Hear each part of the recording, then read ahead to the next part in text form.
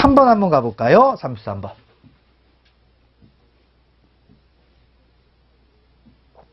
자, 다음은 정보와 정책에 관한 설명이다. 전통주의 입장 해가지고 있죠. 그러면 자, 일단 보시면 우리가 전통주의라는 개념을 한번 놓고 볼까요?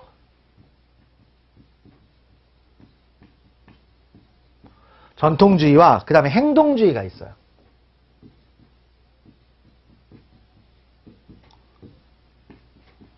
자, 정보와 정책의 관계에 대해서 전통주의적 입장은 어떤 거냐? 정보와 정책에 대한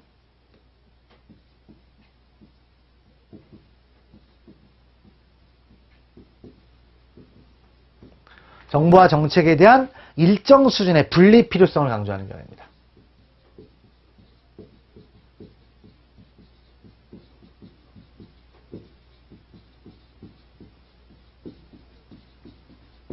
이런 거고요. 그 다음에 행동주의는 정보와 정책이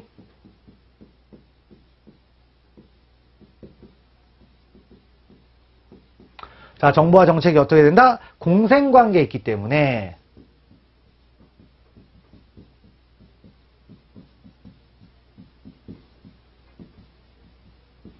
공생이죠. 공생이니까 상호간 밀접한 연결을 강조합니다.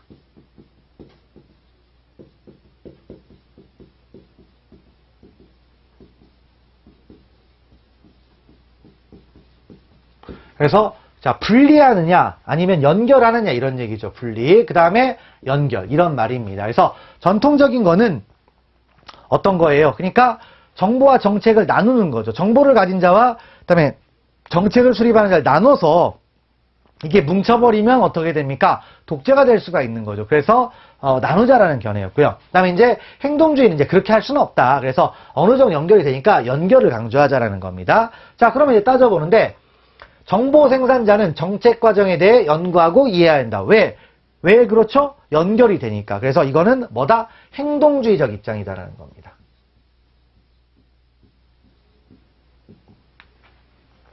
그 다음에 니은번 이에 따르면 현용 정보의 정보 역량을 집중하는 결과를 낳는다. 그래서 있는데 일단 전통주의적 입장에는 어떻게 돼요? 결국엔 정보 이제 뭐다? 이런 것들 따진다는 얘기죠. 그래서 그 부분 보시고요.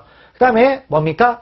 정보가 정책 결정에 조언을 주는 방향으로만 분리적으로 기능한다. 분리적 나왔으니까 당연히 전통주의죠. 그 다음에 정보 생산자는 정보 사용자에게 의미가 있는 사안들에 대해서 정보 역량을 뭐한다? 동원하게 돼 있다. 그러면 정보 역량을 동원하니까 사용자한테 주는 거니까 연결하는 거죠. 그래서 이것도 뭐다? 역시 행동주의의 입장이라고 볼 수가 있습니다. 그래서 보시면 전통주의 입장은 두 가지가 되는 거죠. 그래서 알아주시고 넘기시면 되겠습니다. 됐고 그 다음에 넘기시고요. 다음 37번을 한번 가보도록 하겠습니다. 37번 가보시면 자, 북한 이탈 주민 보호 신청이 있는 경우 보호 대상자로 결정하지 아니할 수 있는 경우 해가지고 있네요. 자, 일단 내용들이 있는데 자, 이 북한 이탈자에 대해서 이제 뭐 하는 거죠? 일단 뭐가 됐습니까? 뭡니까? 보호 대상자 이런 걸 따지는 거죠. 그래서 보호 대상자로 결정하지 아니할 수 있는 경우 해가지고 자, 이런 부분들이 이제 쭉 나와 있죠. 읽어보시면 그래서 옳지 않은 거. 그래서 보호 대상자가 되는 거, 안 되는 거. 요거를 이제 보는 겁니다. 그래서 어떤 사람이 있느냐? 일단 위장 탈출 혐의자.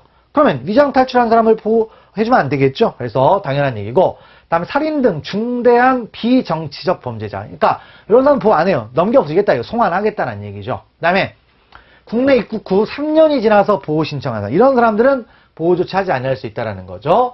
근데 체류국에 5년 이상 생활 근거지를 두고 있는 사람 5년이 아니라 10년이라는 겁니다. 10년. 그래서 그런 말들을 좀 기억을 하시면 되겠고요. 그 다음에 이제 않을 수 있는 경우가 쭉 많이 있죠. 뭐 대표적인 게 뭐냐면 항공기 납치.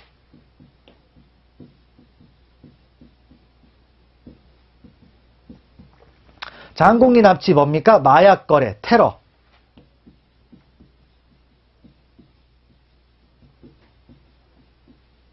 자, 테러, 그 다음 또 뭐가 있어요? 뭐 집단 살해 등 국제 형사 범죄자.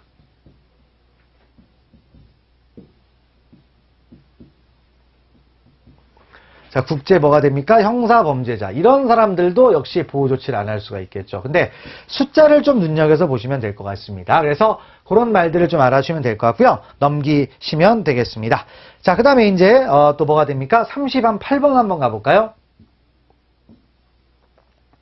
자, 국적법에 규정된 내용으로 옳지 않은 것 해가지고 있죠. 자, 보시면 국적법, 또 별의별 얘기 다 나오죠. 국적법. 그래서 국적법도 본다. 그래서 옳지 않은 것인데 예외사항 고려하지 않는다. 그래서 자, 대한민국 국적을 취득한 외국인으로서 외국 국적을 가지고 있는 자는 대한민국 국적을 취득한 날로부터 몇 년? 자, 1년 이내에 국적을 포기하게 되어 있다. 그래서 1년 날짜 좀 기억하시면 되겠죠. 그래서 왜 그러느냐?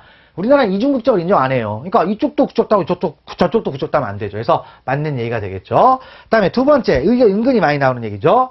만 20세가 되기 전에 복수 국적자가 된 자는 만 22세가 되기 전까지, 그 다음에 만 20세가 된 후에 복수 국적자가 된 자는 그때부터 쭉 해가지고 1년이 아니라 2년이 됩니다.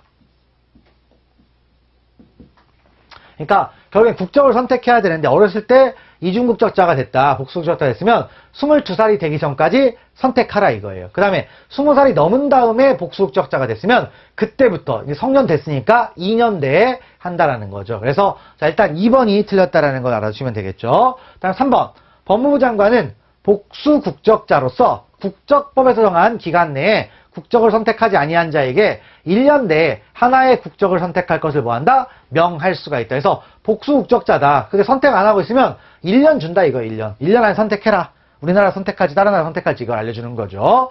그 다음에 네 번째, 대한민국 국민으로서 자진하여 외국 국적을 취득한 자는 외국 국적을 취득한 때에 대한민국 국적을 상실한다. 있죠. 그래서 대한민국 자진해서 외국 국적 취득했죠? 그럼 그 순간 상실한다 이거야.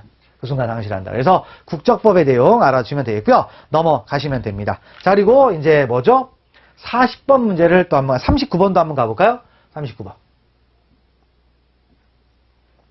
자, 외국인 체류 자격에는 단기 체류 자격과 장기 체류 자격이 있다. 그래서 다음 중 장기 체류 자격 해가지고 있네요. 그래서 장기 체류 자격 해가지고 등장하는데 별건 없고, 일단 첫 번째부터 보시면 공무가 있네요. 공무. 그러면 공무라는 게 어떤 식으로 이제 외국에서 공무 수행하러 왔다. 그럼 이 정도면 바로 해야 될 거 아니에요. 그래서 이 정도가 장기 체류라는 거죠.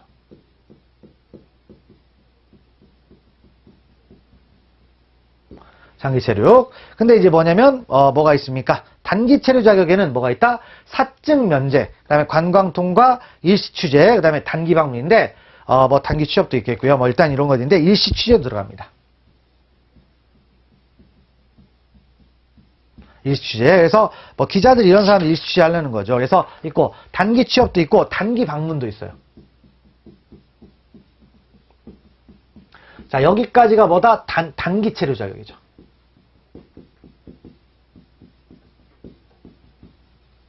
이렇게 이제 하나 알아두시고요. 넘어가시면 되겠습니다. 자, 그래서 이제 39번 이렇게 보셨고, 그 다음에 40번을 한번 가보겠습니다. 자, 범죄인도법. 요즘 또 이슈가 되던 그런 법이죠. 이거 보시면, 검사의 인도심사 청구와 법원의 인도심사를 설명한 것이다. 옳지 않은 것 해가지고 있는데, 자, 어떤 내용이냐면, 결국에 이제, 범죄인도법에 따라서 조약을 체결한 나라에서 송환 요청이 들어오면 일단 인도 여부를 결정하게 돼 있죠. 그래서 바로 그런 얘기인데, 들어가 보게 되면 이제 어떤 내용이냐 해가지고, 자, 일단 보시면, 검사는 법무부 장관의 인도심사 청구 명령이 있을 때에는 지체 없이 법원에 인도심사를 청구하게 됐다. 그러니까 법무부 장관의 이제 뭐다 이런 게 있다라는 거예요. 그러면 청구하라 이거죠. 법원에다가. 법원에 청구하고, 다만 범죄인의 소재를 알 수 없는 경우에는 청구 못하겠죠. 그러니까 알면 바로 청구하라 이거예요. 그래서 됐고, 그 다음에 법원은 인도심사의 청구를 받았을 때에는 지체 없이 인도심사를 뭐다? 시작하게 돼 있다. 뭐 당연한 얘기죠. 됐고, 세 번째, 법원은 범죄인이 인도 구속영장에 의하여 구속 중인 경우에는 구속된 날로부터 6개월 이내 인도심사에 관한 결정을 하여야 한다 했는데 6개월 너무 길죠. 그래서 2개월입니다. 자, 그 다음에 범죄인은 인도심사에 관하여 변호인의 도움을 받을 수가 있다. 그래서 받을 수 있는 거죠. 그래서 국선변 선정에 관한 규정 33조를 준용한다라는 얘기죠. 그래서 33조니까 뭐가 됩니까?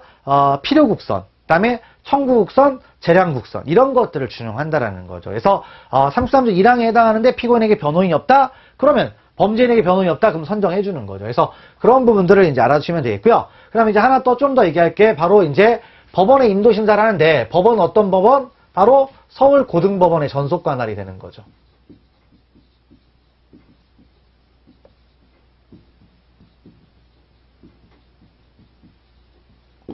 서울고등법원의 전속관할이 됩니다. 그리고 여기에 대해서 이제 인도 여부 결정을 했을 거 아니에요? 인도 여부 결정에 대해서 불복할 수 있다 없다? 불복이 안 되죠. 현재. 그래서 대법원에 불복을 할 수가 없어요. 이런 것들을 좀 특이한 거니까 잘 눈여겨서 이제 봐주시면 되겠습니다. 자, 이렇게 해서 이제 내용들을 보시면 되겠죠. 뭐 특별하게 그렇게 어려운 내용들은 많지 않은 것으로 보입니다. 그래서 충분히 여러분들이 문제 풀 수 있을 것 같고요. 대부분 다 맞출 수 있을 것 같습니다.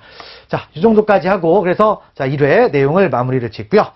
넘어가도록 하겠습니다. 그래서 자, 1회 강의 마치고 이제 뭐다? 2회로 들어갈 건데 2회부터는 다음 시간부터 진행하도록 하겠습니다. 수고하셨습니다.